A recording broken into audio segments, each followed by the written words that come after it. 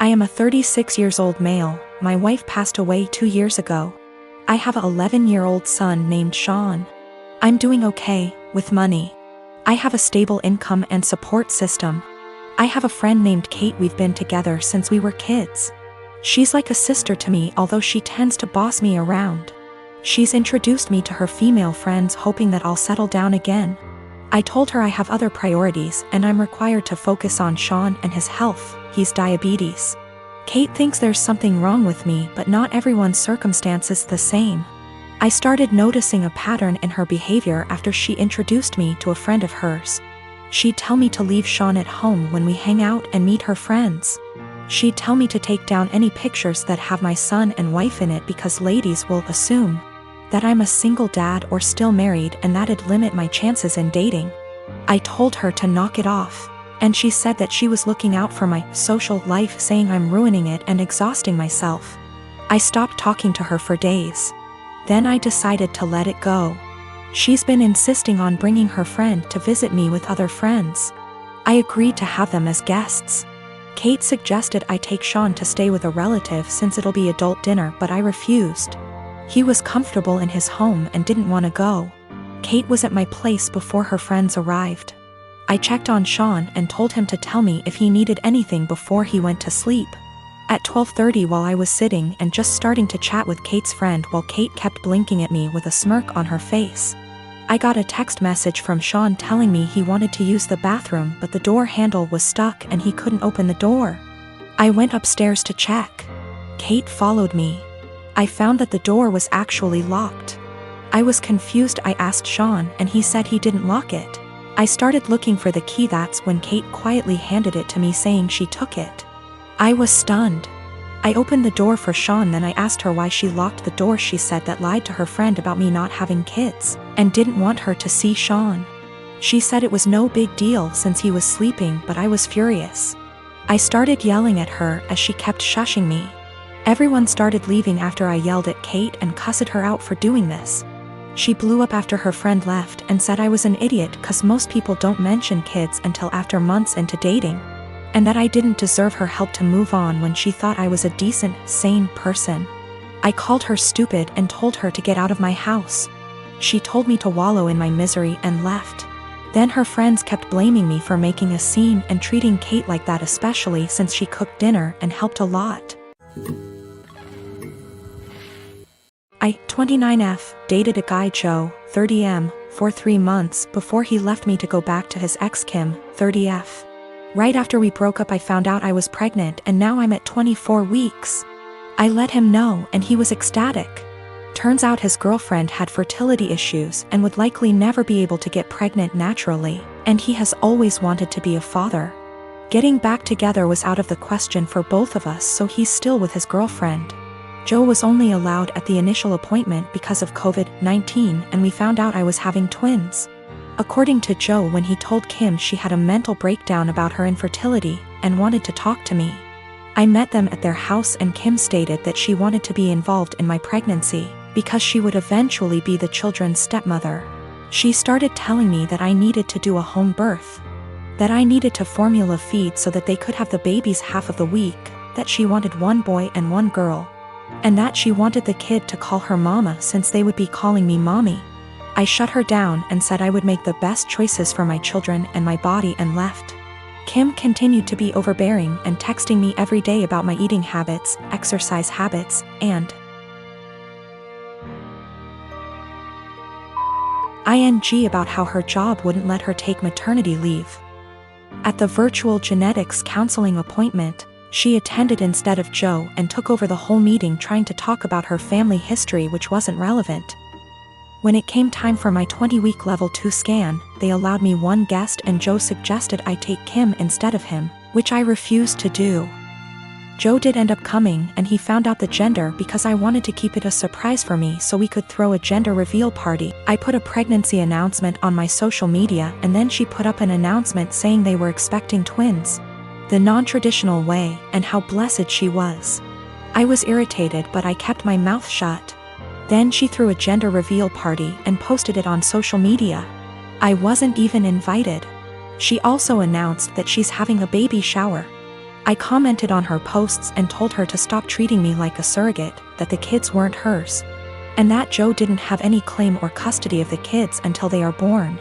I then called Joe and reiterated all of this and stated that I would not be seeing either of them until we went to family court, and that my mother would be my birthing partner.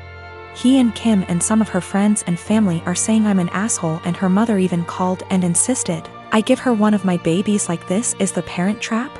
I'm definitely getting a lawyer ASAP. Y'all have scared the shit out of me, but I'm happy you did. We used condoms because I do not react well to hormonal birth control, and I had to wait to get a non-hormonal IUD because of other medical issues. The Thursday I posted this, I went to the police and they stated that there was nothing they could do because a crime hadn't been committed.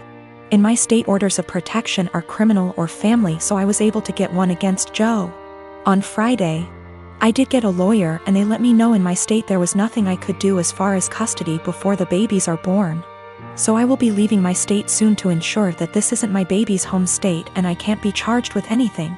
Kim came to my job, damaged my car, and broke a bunch of office windows. I work with kids, so she was arrested for not just the criminal damage and trespassing but also child endangerment, so hopefully that works in my favor. Also, if Joe did it on purpose, I don't think Kim knew, because she was screaming at me about how I stole her life and everything I had was supposed to be hers. I have orders of protection against both Kim and Joe. I left the state anyway, and Joe and Kim started harassing me again because there's no legal jurisdiction when you leave the state. But I have enough evidence that I was able to press charges in my current state as well, and will be pursuing a restraining order here. Son is in 4th grade. School is only open on Mondays. The rest of the week he is home with me. They don't do virtual learning during the rest of the week. No Zoom calls are made. No teacher actually checks in. Homework at home is not to be sent back to the school, and instead they get a participation grade the following week if they tell their teacher they completed it. It's backwards, and your students aren't being graded for the work they actually do. Every Monday we get a new flyer in the mail asking for donations. Last week we got a flyer that said to send out 20 emails to individuals to ask them for donations, with the promise of prizes for participation. They also had other prizes on this flyer. Basically, the more people who donate using your name, the bigger the prize you get. My son wanted the headphones prize. Nowhere on the flyer did it say how many donations was needed. I called the school to ask and they said 12. I sent out the 20 emails. 14 people donated. The donation list was to be emailed to the school with the student ID, and we were to pick up the prizes this past Monday. Son was losing his mind excited because he got the 12 donations needed for the headphones. We walk in and they proceed to tell me and my son that he did not qualify for the prize because in order to be eligible, you needed to get those 20 donations. Apparently the prizes for donations started counting after you received the 20. They turned damn near every student away, not just my kid. So I sent the boy out with his father and pulled the teacher and principal aside to let them know that they got these kids' hopes up for absolutely nothing, and that all they accomplished was destroying the children's spirits by lying to their faces. I then told them that I was told by the secretary that he only needed 12 donations for those headphones. They said, "Sorry you feel that way. This is just how things are right now due to COVID." So I responded with, "Oh, so lying to students and breaking their spirits is okay because of COVID? Failing to provide virtual learning for the rest of the week like other schools is okay because of COVID? Asking for donations when the kids are only here once a week must be okay, too, right?" I then walked out. Well, my son got the headphones in the mail today with a note from the superintendent that said, "I'm very sorry for the actions of the school system and the confusion formed around the donation drive. We are trying to work with the families, not turn them away. Please accept this as an apology. My son is over the moon. My husband says that I was being a Karen and that we should have just dropped it because it teaches our son that life isn't fair, and that I now look like an helicopter parent." I had a 1967 Impala 4-door that I bought in February 2019. A couple months ago I bought my first house that had a 2.5 car garage. I moved the car in and started tearing it down for a complete restoration. I had the body in one bay and the chassis in another, plus the whole garage filled with parts. About 2 months ago my girlfriend came to live with me during this whole crisis and the whole time has hated that car. She wants to park in the garage, but I have 2 acres of land with a lot of nice places to park under shady trees or hell, even in the barn if it has to be inside. I tell her tough luck, it's my house and it's not like I can just throw it back together real quick. Anyways, I was out of town for a couple days on a business trip for the small local company I work for. When I got back, my girlfriend was all smiles. Making me food all the time, doing all the chores, all that. I thought maybe she just was happy to have me home, but then I realized that I didn't see her car in its usual spot. I asked her where she parked so I could make sure I mow that area and keep it clean, and she said not to worry because she parked in the garage. I asked how and she told me to go check it out. Turns out that while I was gone she hired some people to come over and move everything related to that car, including the drivetrain, body, and chassis and all parts, and take it to the local dump / scrapyard. I was absolutely dumbfounded.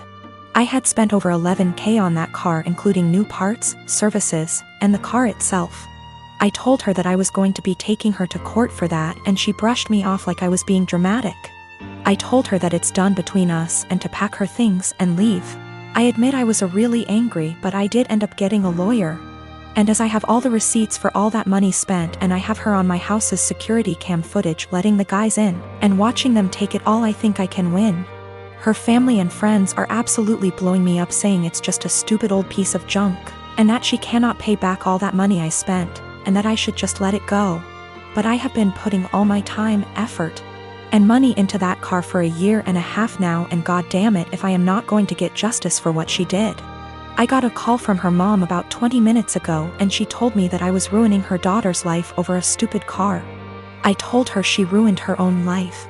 I've been gathering documentation and stuff, and I'm about to head down to the police station and file a report, as suggested by Lots here. Went to the police station last night, was told to come back in the morning. Just got back and filed an official report against her for grand larceny and grand theft auto.